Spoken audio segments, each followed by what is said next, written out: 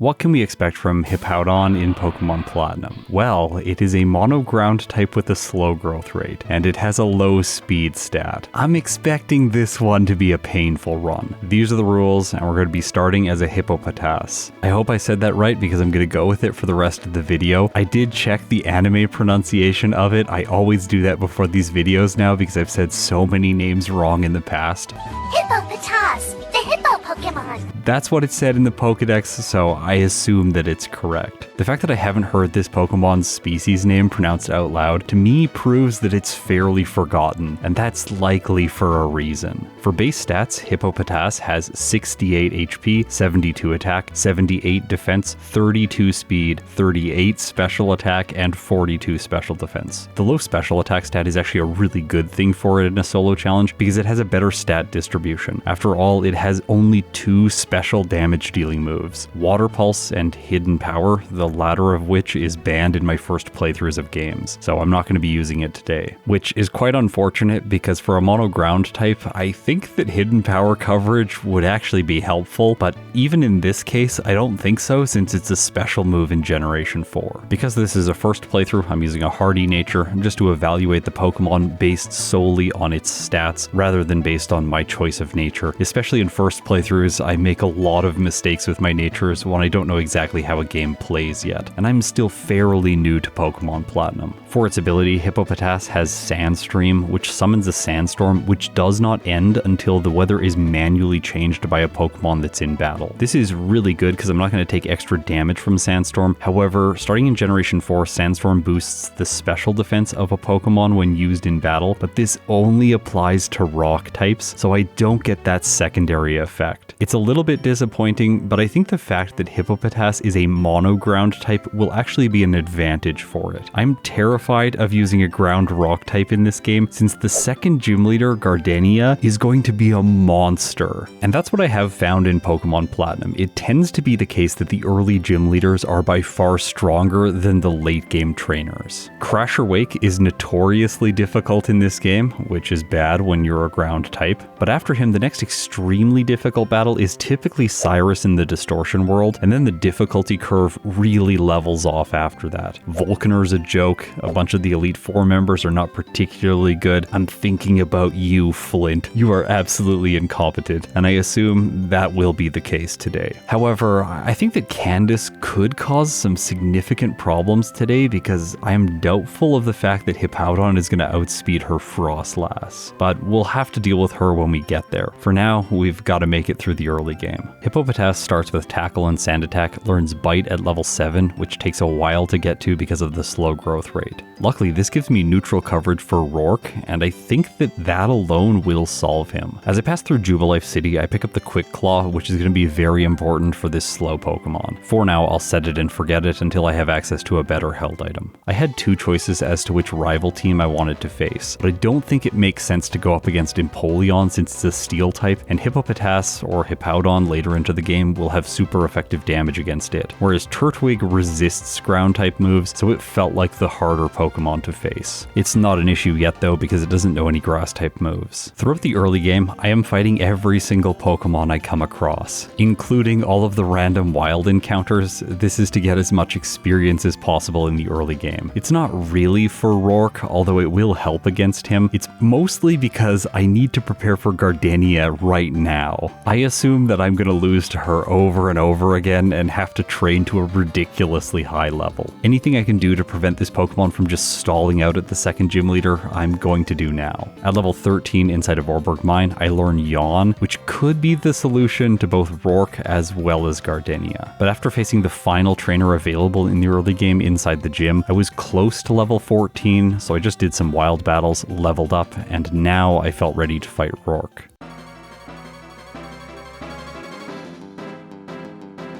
Geodude is up first. Bite is doing pathetic damage. It looks like it's going to be about a 5 hit. Knowing that things would be slow, I go for Yawn, putting it to sleep, and then finish it off with Bite, burning one of his potions in the process. Next he sends in his ace Cranidos. Luckily for me, it's not attacking, instead choosing Leer on the first 2 turns, giving me time to put it to sleep with Yawn. And also, it doesn't have good defensive stats, so I'm able to do decent damage with Bite. Also, Hippopotas gets a critical hit, and his ace goes down. All All that's left is Onyx, and I resist its rock throw, so I wasn't worried here, but it's still going to take time to knock out, so I put it to sleep using Yawn. I had my defense lowered 2 more times in the process. If Onyx woke up and used rock throw, I think it would have done a lot of damage. Well, we get a chance to test that. It does wake up using Rock Throw, and Onyx is a pathetic attacking Pokemon. When my Hippopotas has 7 defense, the level 12 Onyx only does 9 damage with Rock Throw. I know I resist the move, but I was expecting a little bit more than that. Anyway, I don't need to put the Onyx back to sleep. I can just attack with Bite and finish Roark. Heading north to Floroma Town, I pass through the Ravaged Path, and on my way I pick up the Rock Tomb TM, which I teach in the place of Sand Attack. This is helpful against flying-type Pokemon, and there's one coming up right away, which is Commander Mars's Zubat. Unfortunately, with Rock Tomb, I can't one-shot it, exposing me to Toxic on turn 1, and this is so unfortunate, especially when the Purugly likes to go for Fake Out on turn 1, wasting 1 turn due to a flinch. Toxic stacks up, Scratch is doing decent damage. I tried for Yawn. I don't know, there wasn't really a way to win here. I think even if I attacked with Bite, I wouldn't have done enough damage, so I take my first reset. I was hoping that I just rolled bad damage against the Zubat, but then I realized that right now Hippopotas is speed tied with it, so it moves first, hits Toxic, and I'm back in the same situation I was in before. I tried playing it out, but no, it's not gonna work. So I need to win the speed tie against Zubat, and then knock it out in 1 hit. I can't knock it out in 1 hit. For the 3rd time I failed the damage range. I think I need to level to 20 if I want to start one-shotting. At least consistently, level 19 might make it slightly more likely. Here's the thing though, the Purugly comes out, it does go for Fake Out. I'm doing chip damage with Sandstream, but then I get a critical hit with Bite, and this put me in a better position than I was in before. Purugly consumes its Oranberry, I continue using Bite, it's doing decent damage, I survive feint attacks with 2 hit points, go for a final Bite, and it knocks out Mars's Ace. I just barely scraped through with a win here. Heading north towards Eterna Forest, I'm going to battle every single trainer that I come across for experience. The first one's Camper Jacob with Ponyta. Defeating him gives me enough experience to level up to 19, where Hippopotas learns Takedown. I put it in the place of Tackle, but I don't really want to use this move that much, since it has poor accuracy and it also deals recoil damage. There's a trainer along this route that has an Onix, and it just emphasizes the fact that I'm running a ground type which does not yet know a ground type move, which is very frustrating. Speaking of frustrations, the Pachirisu inside of the forest can still paralyze me with static. There is no exemption to this ability for ground type Pokemon, which I always found really weird since static is mostly on electric type Pokemon. I got curious about that, so I looked it up, and static is actually exclusively on electric type Pokemon. It feels like ground types should have an immunity to this ability. I did some extra training inside of the forest while I'm being healed,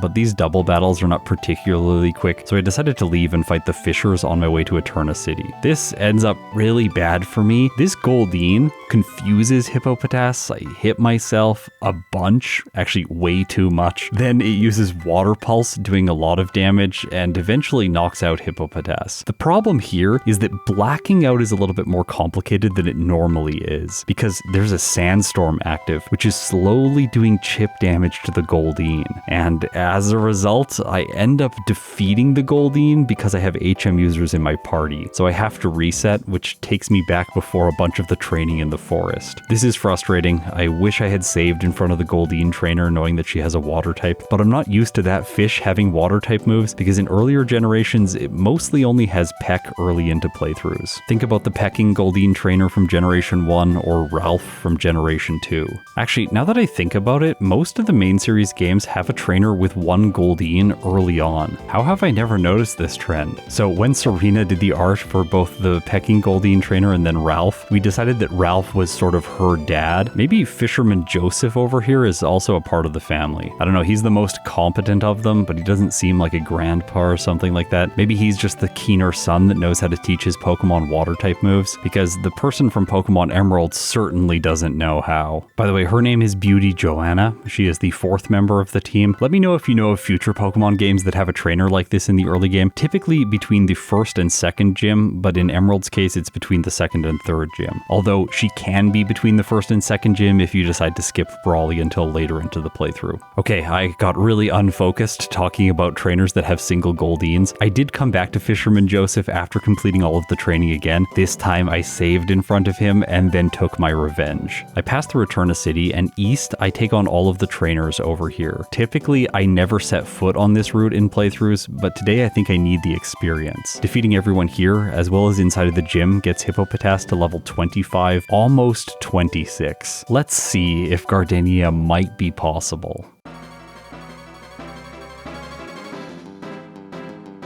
Turtwig is first. This Pokemon is so annoying if you're a physical attacker, and we are. Also, Bite is doing less than half before the Turtwig sets up with Reflect. Once it does set up, which it almost always goes for on turn 1, I am doing so little damage. Of course, she's likely to use a healing item here, but I work around that by choosing Takedown on the final turn, finishing off the Turtwig before she heals it. Cherrim comes in next. The problem now is that its Magical Leaf does more than half. With that damage range, I don't think I'm going to be able to win here, especially because Reflect is still in place, and my Bite does around a 6th, maybe a 7th. I think it's more likely to be the latter. I don't think that this fight's going to be possible, so let's examine what my possible options could be. I've held off on talking about Hippopotas's move pool until now, because we have some time as I grind on wild Pokemon to go through them. At level 25 we get Sand Tomb, which I decided to skip since it's a terrible move, and then at level 31 we learn Crunch, which will be a great replacement for Bite. It's unfortunate that right now I can't use Cut outside of battle until I defeat Gardenia, because if I could go over to the old chateau and pick up the Dread Plate to increase dark type moves damage. Beyond that, we get Earthquake at level 37, Double Edge at 44, and finally Fissure at level 50. Through TM and HM, there's not a lot of coverage. I already covered Water Pulse, but we're not going to use it because of type effectiveness. Really, the only two standout moves are Iron Tail and Rock Slide. I've already taught Rock Tomb, and Return right now has a lower base power when compared with Takedown, although it does allow me to avoid recoil. At level 31, Hippopotas can learn Crunch,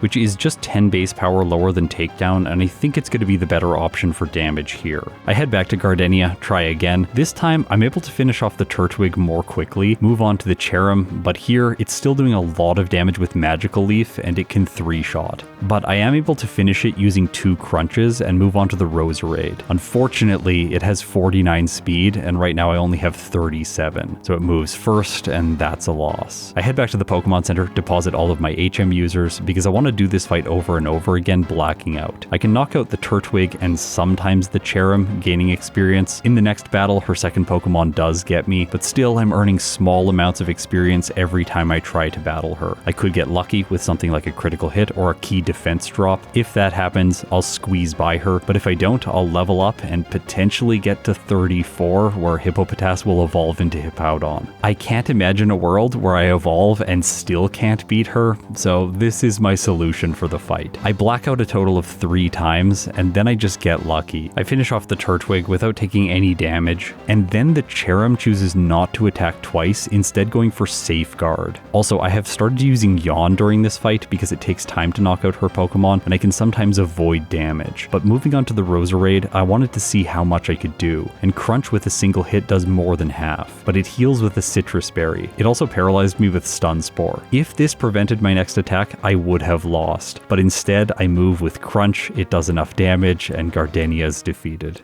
Okay, back to the old chateau. I'm picking up the Dread Plate here to increase the damage of Crunch. I also grabbed the Substitute TM, which for now is not going to be useful, but believe me, it will come in clutch. Skipping this item is just something that you shouldn't do in Pokemon Platinum. Commander Jupiter ends up being much simpler than Commander Mars, because the Zubat doesn't have access to Toxic. Even if I miss Rock Tomb here, it doesn't matter. And I'm over-leveled now, so I one-shot when I finally hit. Skuntank comes in, I use Yawn since I thought it was going to take a while to knock out. Because of the status condition, the Skuntank sleeps too long and this battle ends up being easy, which is great because I didn't want to get walled here again. Since just around the corner in Wayward Cave, I can pick up the TM for Earthquake, which is now a massive advantage for a ground type. Having access to a same type attack bonus move with 100 base power and 100% accuracy this early into a run is so fantastic. That said, Fantina's next and all of her Pokemon have Levitate, so it's not really useful outside of beating random trainers, at least right now. As As I cross the bridges approaching Hearthome City, I level up to 34 and evolve into Hippowdon. By the way, I want to mention here that I could not find Sugimori art of the female form, so today we're going to be seeing the male form on the overlay, even though I'm playing the game with a female. Inside Hearthome City, I pick up the Shell Bell. This item is also going to come in clutch later, but for now, it won't be that useful. I'm going to keep the Dread Plate equipped for Fantina. Before her though, as I go through the gym, let's talk about Hippowdon's stats. It has 108 HP,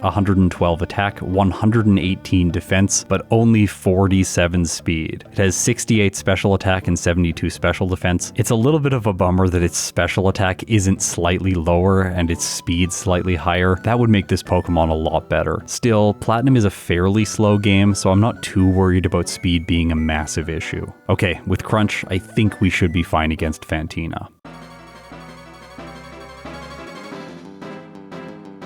Duskull is first. I easily one-shot and move on to the Mismagius. Now, it is faster, so it moves first, confuses Hippowdon, I hit myself, and then it chooses Magical Leaf for super effective damage. But it's just not doing that much. I'm over-leveled, and my special defense stat is at least decent. I finish off the Mismagius using Crunch, move on to the Haunter. It has weak physical defense, and of course I'm able to one-shot. Maybe in Hearthome City, the rival is going to be the difficult battle. It'll be a similar case to Generation 2 with Azalea Town, where the rival is usually more difficult than Bugsy. But I'm not sure about that. I'm able to knock out the Staravia in 2 hits, and it does pathetic damage with Wing Attack because I have ridiculously high physical defense. Earthquake one-shots Buizel. He sends in Grotle, which I can't do great damage to with Crunch. It's going to take 3 turns, but it attacking with Razor Leaf just isn't doing much. I survived 2 hits with more than half health, and then one-shot Ponyta. Okay, so there's a mandatory double battle on this route, and I want to mention a small overlay glitch that I had here. As soon as the battle started, just all of my stats turned to 0, my stage modifiers all went to -6, and my moveset got deleted. I have no idea why this happened because it's never occurred in a previous run. I refreshed the overlay, the issue resolved itself after that. However, I didn't notice the fact that the UI elements on the overlay all had their color desaturated. This is a small bug that I have in Generation 4, and I was unable to catch it, so unfortunately this is the color that we're going to be using going forward. The next section of the game is fairly uneventful. I face Ace Trainer Dennis, who often causes problems in these solo challenges, but today he's no issue at all. Then I head into Veilstone City and head straight for the gym. I expect that this one's going to be pretty easy.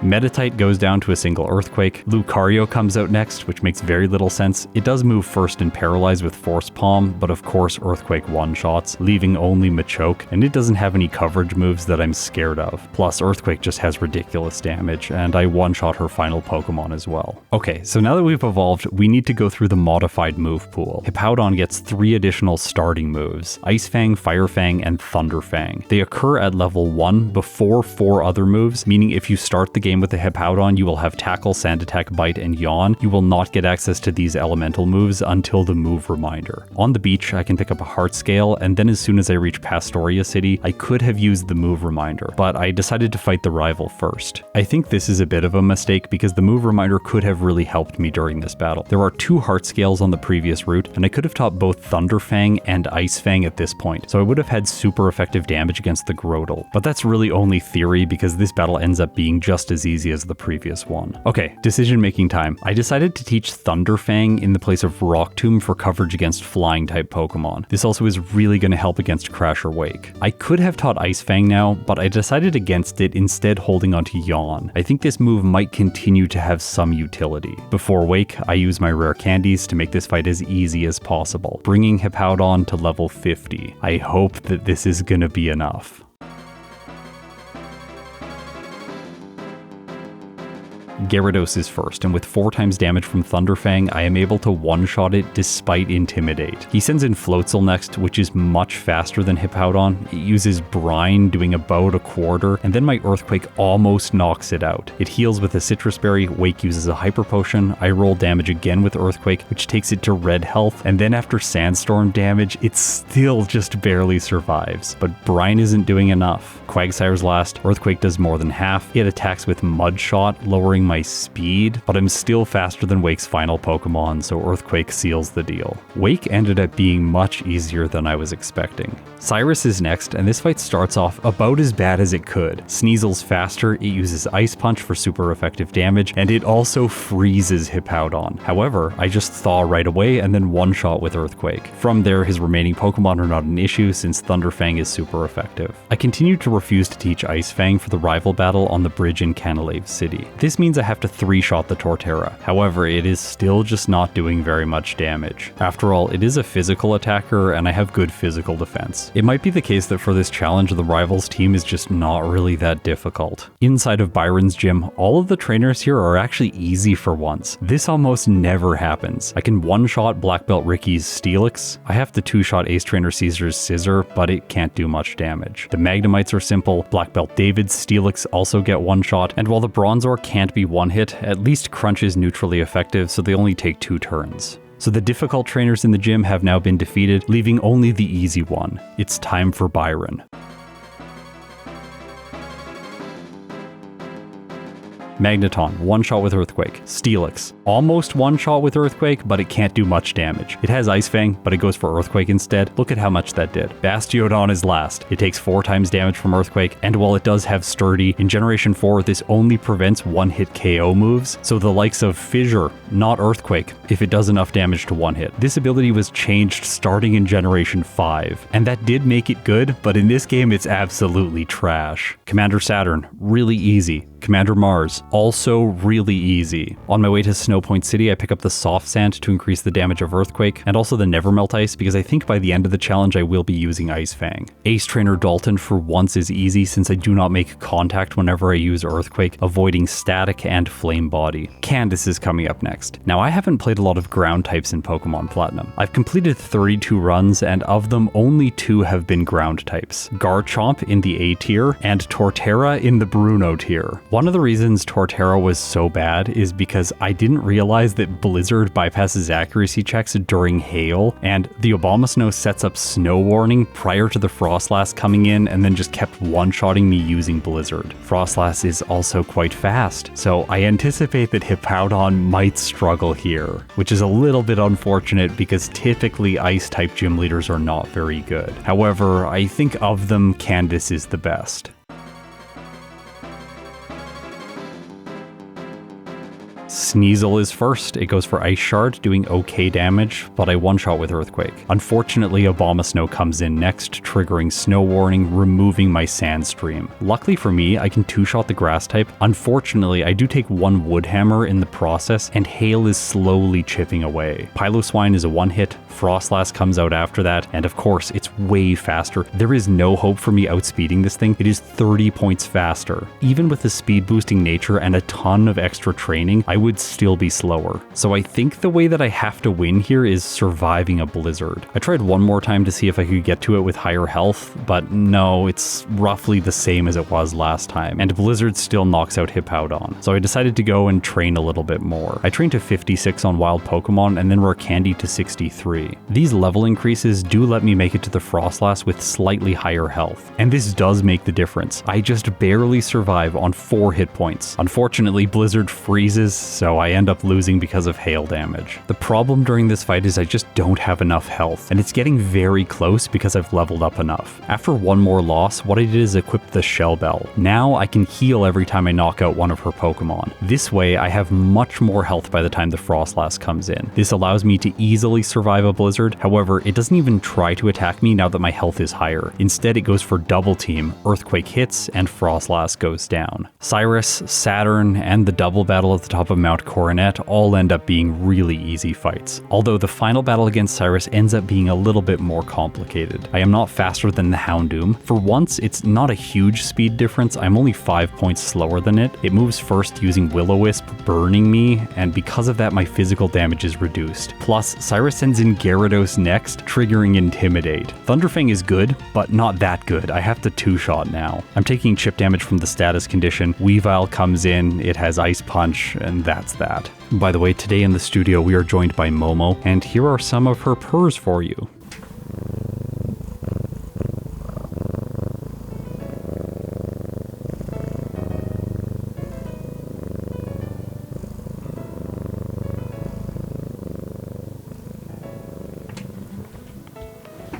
With that cuteness out of the way, back to Cyrus. It's really simple what needs to happen here. I want the Houndoom to go for Flamethrower on turn 1. If it doesn't choose Will-O-Wisp, then I knock it out, and without burn, I can one-shot the Gyarados. I was still a bit worried about the Weavile. Turns out it's not that scary. Ice Punch just doesn't do very much, and I'm able to knock it out with 2 Earthquakes. Still, I'm not in the most dominant position. Honchkrow can do okay damage with Drill Peck, and then Crobat hits with Air Slash, which brings Hippowdon down to red health. I was very worried here because Thunderfang is not going to one-hit. The thing is, the previous Air Slash was a critical hit, and the next one isn't. Because of that, Hippowdon hangs on with 25 hit points and gets in one final Thunderfang.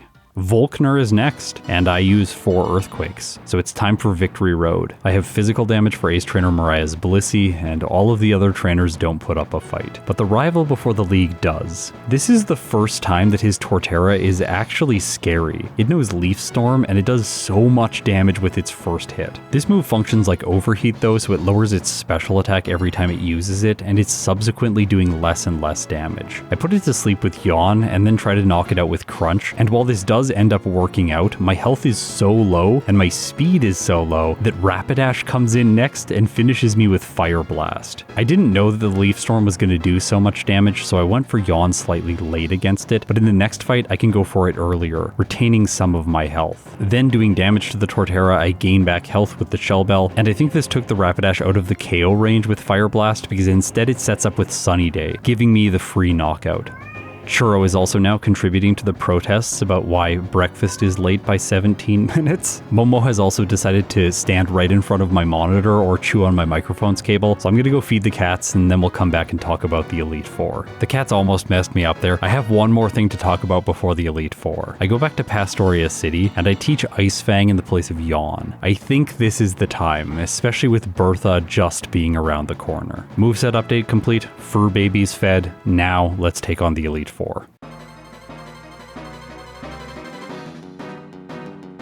Aaron isn't as easy as he normally is. I have to two-shot the Yanmega, giving him a chance to use a full restore. Then he U-turns out, sends in Drapion, which is kind of a bad idea because I just one-shot it using Earthquake. Heracross comes in next. I have to two-hit here. I have to two-hit the following Vespiquen, although I do freeze in the process. Then Yanmega comes back out. He uses another full restore before it goes down. And finally, Scissors last, but I can one-shot using Earthquake. This wasn't a fast battle, but it still was easy. Bertha's next. Whiscash is first, which is annoying because it survives Ice Fang easily. I use Earthquake as a follow-up, get a critical hit, and it goes down. Ice Fang then would have one-shot the Gliscor, but I misclick using Crunch. Obviously it survives. I follow up with Ice Fang, and it's enough. Okay, my Generation 1 brain kicks in against the Rhyperior. I go for Ice Fang because in Generation 1 all ice moves are special, but in this case, Earthquake is the far better choice since it's getting the same type attack bonus and it's also super effective. Plus its base power is just much better. After the Rhyperior survives a single Ice Fang, I realized my mistake, went for Earthquake, and it goes down. The following Golem is easy to finish off with a single hit, and so I move on to Flint, who is a series of 5 one-hits using Earthquake. This battle is so easy. At this point in the run, I am also faster than his lead Houndoom, and so 3 Pokemon on his team are able to hit me: Rapidash, Infernape, and Magmortar, but all of them together can't do enough damage. For Lucian, I have super effective Crunch. It's slightly more powerful when compared with Return. It one-shots 4 of his Pokemon, but the Bronzong survives 2 hits with a sliver of health. Because of this, he's able to heal and continue attacking. However, then I get a critical hit and it just goes down, so the entirety of the Elite Four ended up being simple. This playthrough is going about as we would expect in Pokemon Platinum. Brutal early gym leaders, 1 or 2 battles in the mid-game that are quite difficult, in this case Candace, and now a very easy Elite Four. But maybe Cynthia is going to surprise me and put up a fight. Spiritomb is first. I can't one-shot with Earthquake, just barely, so it's able to chip away with Dark Pulse. Then Milotic comes out, and I can't one-hit it either with Earthquake. Also, this damage range is just barely not good enough. If I was level 80 or maybe 83, I think I could get the one-hit, especially if I had the Soft Sand. But right now I'm holding the Shell Bell because it has been important with this slow Pokemon throughout the run. And I don't really regret that since my health isn't doing well. I'm around half by the time the the Roserade comes in, and it's faster by 8 speed. Again, if I was just a few levels higher, I think this really is coming down to the slow growth rate. Because I'm slow, the Roserade's able to hit with Energy Ball, leaving me on red health for the Togekiss, which moves first, hits with Air Slash, and Hippowdon faints. Okay, Cynthia is putting up a fight. I tried again, and this time it's weird. She switches out her Spiritomb, sending in Togekiss so that it can use Water Pulse. This is not the best move, but it's still adequate, because then Milotic comes in, I'm confused, Hippowdon hits itself, and Surf knocks me out. Cynthia has multiple ways to defeat Hippowdon. Since speed is my issue, I try using the Quick Claw, and I am able to move first against the Roserade, preventing its hit from Energy Ball. The issue is then that Water Pulse is still doing a lot of damage, and even if I knock out the Togekiss, which I am able to do with a critical hit from Ice Fang, Garchomp just comes in next, and it's faster using Earthquake, so that's a third loss. What are my options here? Well, remember when I mentioned the Substitute TM and how it's really good to pick up in every playthrough? I haven't made use of it yet, and I think that it's going to be the solution I need. First of all, where should I set it up? I think that attacking the Spiritomb on turn 1 and then letting her use a full restore setting up Substitute on turn 2 is probably the best choice. Then I can finish off her Ghost type, move on to the Milotic with a defense up, and prevent damage from Surf. Now I have green health for the Roserade. I'm also holding the Shell Bell again in this fight, so after the Roserade hits me, I'm on orange health, but I gain back a little bit after my Earthquake. Togekiss comes out, Water Pulse takes me to low health, and I was trying to set up a Substitute, which obviously doesn't work now that my health is lower. I should have known that it was going to move first. This is just a mistake. But the fact that I have to do the fight again gives me a little bit more insight into how this is working, because with my Substitute in place, the Milotic isn't always going for Surf. This time, after a full restore, I reset my Substitute and try Earthquake again, but Milotic goes for Mirror Coat. I have no idea why this happened. It typically chooses this if you're going for special moves, but I was not using a special move. I used a status move. I don't know if this made it randomize its moves or if it just picked Mirror Coat because I chose a status move. Either way, I'm able to make it by the Milotic with my defense intact, which is huge. Also, I have higher health. Because of this, the Roserade doesn't try to attack, instead prioritizing Toxic, which doesn't work when Substitute is up. I finish it, move on to the Togekiss, it can't break my Substitute with a single hit from Water Pulse, and I'm able to take it down with Ice Fang, although I do lose my defense in the process. Garchomp comes in, but its Dragon Rush can't do nearly enough damage. Ice Fang easily one-shots with 4 times damage, and then Earthquake takes out Lucario. With Hippowdon, I get a time of 2 hours, 40 minutes, and 45 seconds. With 15 resets, 3 blackouts, I finish the game at level 79, with a game time of 8 hours and 38 minutes. This time is just barely not enough to earn itself a placement in the C tier, but it is enough to secure Hippowdon the top spot in the D tier. It beat Crobat's time by half a minute, and it was roughly 1 minute behind both Vespiquen and Purugly. I thought that Hippowdon was going to play worse than this and earn itself a placement maybe in the E or the F tier just because of the slow growth rate. So in today's run, I think that it outperformed my expectations, and I'm fairly happy with how this run went. Gardenia was definitely the most difficult part of the run, but that wasn't a surprise. Cynthia, on the other hand, did surprise me, and for future ground types, I expect that they might also struggle against her. If we filter things by typing, we can now see that the ground type is perfectly distributed in this tier list. One outperformer, one massive underperformer, and Hippowdon is the Pokemon that's right in the middle. If you support this channel on Patreon or through YouTube memberships, thank you so much, it means the world to me. Now, if you've made it this far, you're incredible. I'll see you in my next video.